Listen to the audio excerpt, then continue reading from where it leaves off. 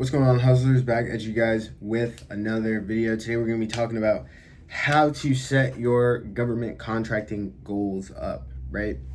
And this is very important because everything that you do in life, whenever you're trying to undertake something, there's two key aspects that you need to kind of be cognizant of in your mind, right? The first of which being starting with the end in mind, right? And then reverse engineering. And then the second of which being taking things like once you've got that big picture, you've got that macro view, then you need to just focus on like one step at a time, just winning the day, right? So we're going to talk about how to set up your GovCon goals, right? And anybody who's done even like the slightest level of research into goal setting is familiar with this method. So we're going to talk about the SMART method. So your goals have to be specific, measurable, attainable, relevant, and time bound, right? But before we get into the SMART method and kind of how you want to organize your goals, we need to kind of go back to a more macro perspective and like talk about, okay, what are your motivations, right? So you need to ask yourself, what is the reason that I'm starting this business? I'm a very big believer in the idea that everybody is just motivated by freedom. You say you want to be a millionaire, but not really. You want to be able to buy whatever the fuck you want and then have $1 million left over in the bank. You say that you want to have time. You say that you want to like travel everywhere in the world, but not really. You want to have time freedom. You want to be able to go where the fuck you want in the world and then not be on a time constraint while you're doing it. People say they want to leave their 9 to 5, and maybe they do, but primarily not really. People want to have the option to leave their 9 to 5, right? So that's like going to be your decision-making freedom, right? So you need to ask yourself what kind of freedom you're after. So there's time freedom, location freedom, financial freedom, and decision freedom. Financial freedom's obvious, time freedom's obvious. Location freedom's obvious. Decision freedom, though, that's one that a lot of people overlook. Basically, the ability to make decisions that are going to be best for you and your family and be in a position where whatever consequences of those decisions are basically minimal in terms of the negative impact that they're going to have on you and your family, right? So if you are like, hey, I actually need to send my kid to private school because, you know, he just needs like a better environment, and you want to be in a position to like move him out of that school into an environment that's more conducive for his learning. That's going to be, you know, decision freedom, right? Like you're like, okay, well, I can do that because, you know, my government contracting business allows me to do so, right?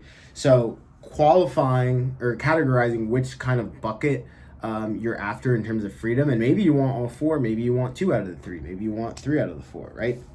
And then the next thing that you need to do is you need to ask yourself, okay, what is my goal here for the business? Do you want an extra $50,000 of pocket money, right? Like, do you just want $50,000 of net gross income? Or do you want to build a business? Do you want to acquire other businesses? Do you want to become a manufacturer? And then do you eventually want to exit the company or something like that? Do you want to build up a company, scale it, have employees, get a warehouse, and then pass something on to your kids, right? So you have to classify the bucket of freedom that you want, that you're after, right? Then you have to determine what's your why. Like, what do you really want out of starting this business? Is it pocket change? Is it generational wealth, creating something you can pass down to your kids? Do you want to be able to employ other people? Do you want to give family members opportunities, right? Then now we're going to talk about the SMART method, right? So your goals have to be specific. So a lot of people are like, hey, people are like, oh, I want to win. I want to be a winner. Okay, what the fuck does winning mean to you? Winning to me is going to be different who's 4 years into this than somebody else, right? Somebody else winning is like, hey, I won my first contract. That's a fucking win, bro. You need to celebrate that. But winning to me is like, okay, I need to be winning 5 contracts per week, right? So it's got to be specific. And then that takes me to our next point, measurable, right? So people who say, oh, I want success or I want to be rich. Okay, nice. Rich to Elon Musk is different than rich to you who's watching this and probably is working like, you know, a regular job and has a college degree, right? Rich to us might be fuck you money, $20 million, right? Rich to Elon Musk, $20 million like a drop in the bucket to him, right? So you have to set your goals up in a measurable way, right? So maybe it's your financial goals, right? It's like, okay, I want to do $230,000 this year, or it's the amount of contracts that you want to win, or it's the amount of new vendors that you want to get accounts with, right? Or it's the amount of contracting officers that you want to be on a first name basis with. So they got to be measurable. Then they got to be attainable, right? So a lot of people come to me and they're like, listen, I'm in debt, but I want to make $1 million in my first year. And then I'm like, okay, Have you ever made $1 million before? Right? So they've got to be attainable. Like, your goals have to be realistic. I'm all for shooting for the moon and landing amongst the stars. I 100% support that. I literally just fucking submitted my paperwork to get a visa to go to the country of Oman to go run an ultra marathon. It's 110 kilometers. Up until 2 hours ago, I didn't even know the country of Oman existed, right? And I've never even run an ultra marathon. I've only run regular marathons, 26.2 miles. And it's completely fucking unreasonable and stupid, but I'm gonna do it because I gotta push the envelope, and like, I just live for that kind of shit, right? So clearly I'm not a rational person, right? And to somebody that might be a running coach, they'd be like, well, that's a slightly unattainable goal. But I know my limits. I know I have a couple, like, FAA, if you're watching this is a joke, a metaphor, a couple screws loose up here in terms of like what I deem impossible, right? So for me, that 110 kilometers is attainable, right? But if you're like the hypothetical example and like, hey, listen, I'm in debt, I'm working a job as a server, I don't want to make $1 million in a year. Well, that's not really attainable. But if you're like, listen, I'm working a job as a server and I want to make $250,000 in revenue, $50,000 in profit, I'm like, okay, well, now we're talking. That's a lot more attainable based on your current situation. And not to say that you can't have that goal of making $1 million in a year, but that's going to take us to our last point, which is being kind of like time bound. But the next thing we want to talk about is relevancy, right? Make your goals relevant. So I notice this a lot now that I'm dealing with more and more companies. A lot of people focus on shit that doesn't really move the needle. The 80-20 principle, right? 20% of our actions generate 80% of our results, and people like to focus on a lot of other actions that don't necessarily generate the results that it is that they're looking for. So your goals have to be relevant, right? So if you want to be a government contractor and you want to have a very successful business, right? And let's say we've determined that successful for you is $250,000 a year in revenue, $50,000 in net profit. A relevant goal to you would be like, okay, every single quarter, I'm going to be making $50,000 in revenue and about like $12,000 to $13,000 in net profit per quarter. That's relevant. An irrelevant goal would be like, oh, I want to make sure that I go to, 5 different government contracting networking events.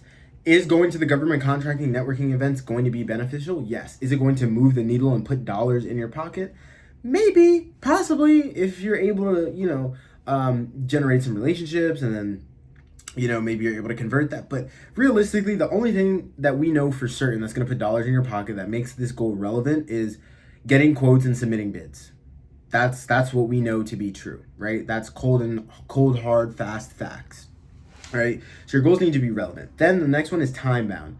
I always tell this story. I was in Thailand with a bunch of dudes, and we were at this entrepreneurship mastermind, and I was talking to one of the guys, and he's an absolute G. He knows how to day trade like nobody I've ever seen before, like in person, right? A lot of people on the internet are like scammers, but like I watched this dude make money, lose money, and then when he was up, I watched him make like realistic decisions, be like, listen, I don't like what the market's doing today, right? So I got to see in person how this guy operates. This guy's like a very, very, very solid trader, very profitable, like lives the dream life, but super low-key guy. And he's like, hey, listen, I want to create a free class, like completely free, right? And then I'm like, okay, sweet. Do you have a deadline? And he's like, yeah, I'll do it when I get back to San Francisco. I'm going to go hang out in Korea for a little bit. And I'm like, huh? What do you mean you're going to do it whenever, like, you don't have a deadline, right? You have to give yourself deadlines. Human beings respond to pressure. Maybe not favorably, right? Like, not everybody has that clutch gene. Not everybody has that killer in them, right? But it's going to light a fire underneath your ass. And even if you don't meet the deadline, let's say you get 80% of your work done by the deadline rather than the whole 100%, you've ensured that you're going to get 80% of the work done rather than 0% by not having a deadline, right? So we want to make sure that when we're setting our goals, we understand what kind of freedom we're after. We have a very strong why, or a very strong picture of what we want our business to be when the time comes to either, sell it, pass it on to our kids, or scale and give other people opportunities. And then we want to make sure our goals are smart, specific, measurable, attainable, relevant, and time bound. Thank you guys so much for tuning in, hustlers. Not only am I sure of your success, I am looking forward to it. Join our Skool community. It's $19 a month. We're having weekly coaching calls in there. Our next video is going to be about how to structure your day as a government contractor. Super hype about that. So yeah, check out the Skool community. It's $19 a month. I'm not asking you for your entire salary. Like you fucking spend more than that on Netflix. You go to the club and you spend money on bullshit bottles to impress people that you don't know, buying things that you don't like. But spend $19 to enrich your government contracting journey. I think that's pretty reasonable. Anyways, hustlers, not only am I looking forward to your success, I'm absolutely sure of it. Let's go get those dollars.